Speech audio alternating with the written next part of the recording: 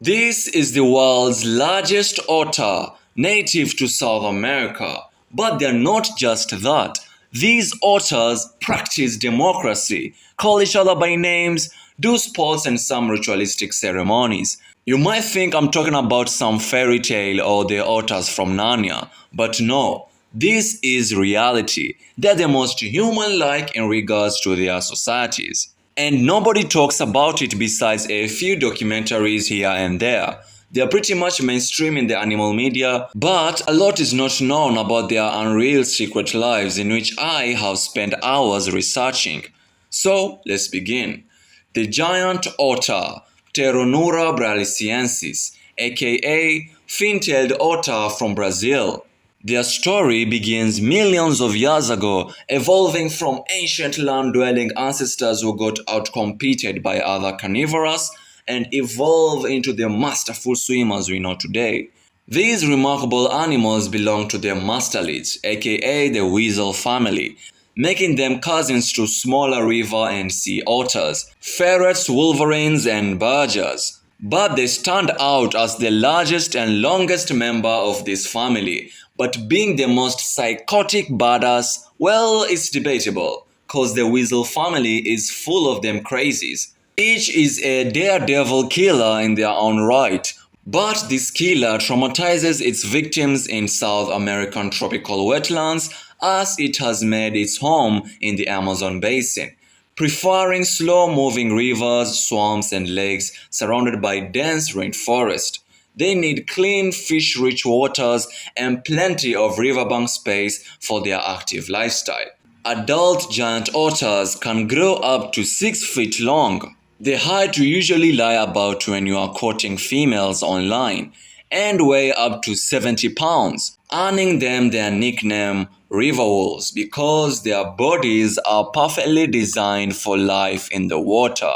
Imagine wearing a waterproof wetsuit that's like their dense velvety fur that keeps them warm and dry.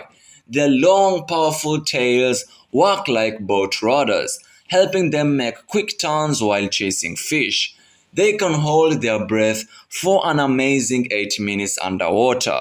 And their special eye covering act like built-in swimming goggles, letting them see clearly beneath the surface.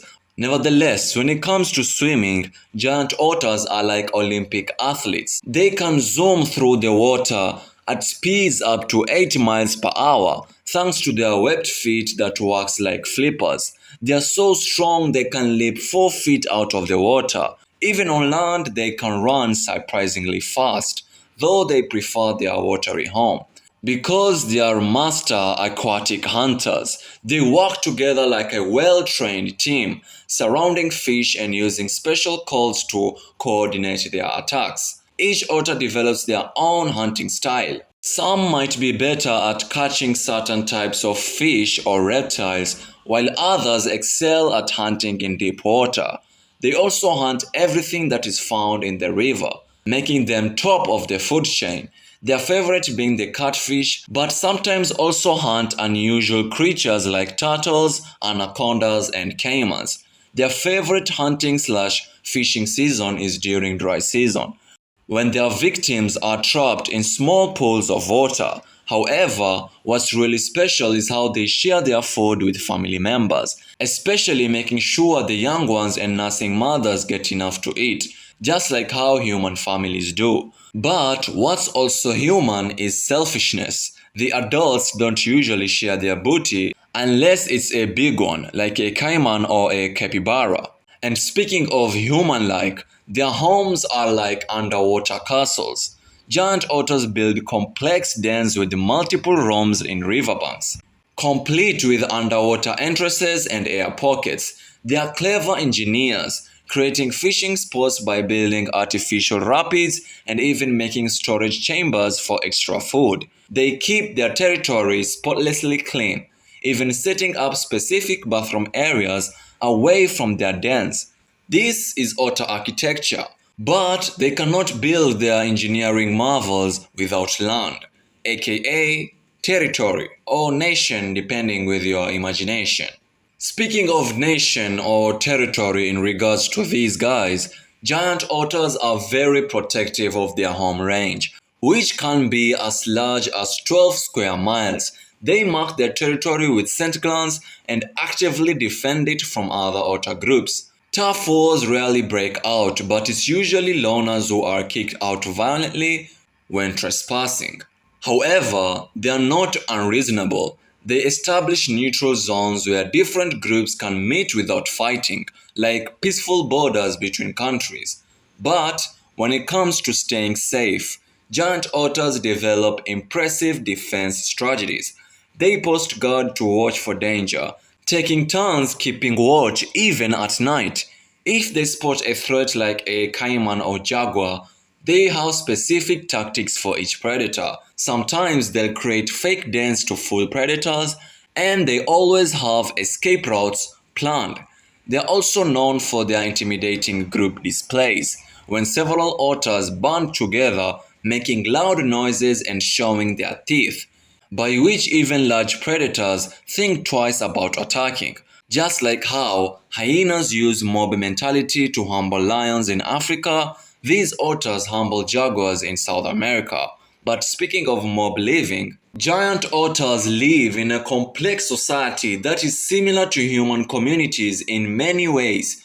Their groups of families operate like small democracies, where important decisions are made together when choosing new hunting grounds or deciding when to move territories. The whole family gets a say, with even younger members being heard, though the experienced adults usually have the final word. Nevertheless, each otter family has its own unique culture and traditions. Just like how human families, they have special ways of greeting each other, unique family calls, and even their own accent that differs from other groups, together with sports-like competition unique to each family. Each morning at dawn, they hold family meetings where they seem to plan their day's activity. These gatherings are like our family breakfast times, where everyone comes together to connect and communicate. Because their emotional intelligence is remarkable. When a family member is hurt or sick, others show genuine concern and care, bringing food and staying close to comfort them. If a family member dies, they hold grieving ceremonies, showing that they understand loss and feel emotions deeply. They are also known to maintain friendships that last their entire lives, with both family members and other otters they've bonded with.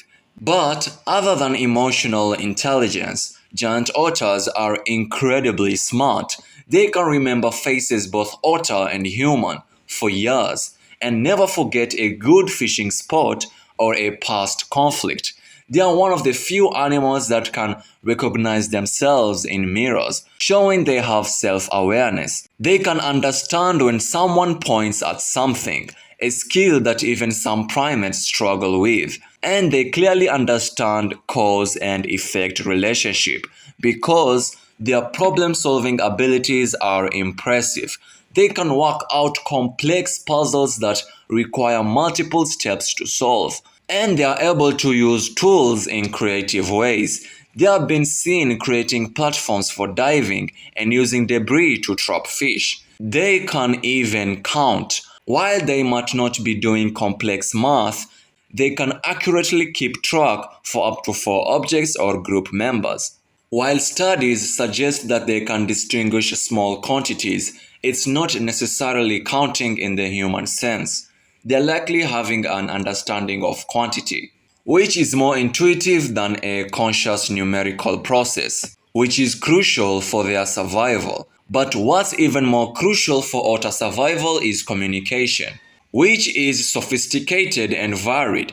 They have more than 20 different vocal sounds, each with its own meaning. Every otter has a unique name call, like their own personal signature. When talking to babies, they use a gentler, higher-pitched voice, just like humans do with infant baby talks. They even use underwater sonar-like clicks for navigation, and create new sounds when they need to communicate something new.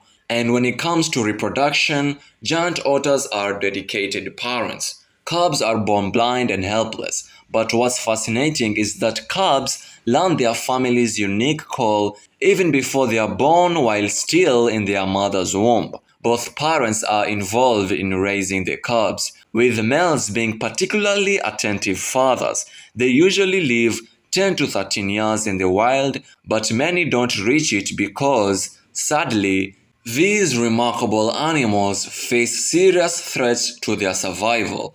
Their numbers have dropped dramatically due to hunting for their fur, which is due to their velvety fur, which was in high demand in Europe. Although this is now illegal in most places, today their biggest challenges come from habitat loss as rivers are dammed or polluted and rainforests are cut down.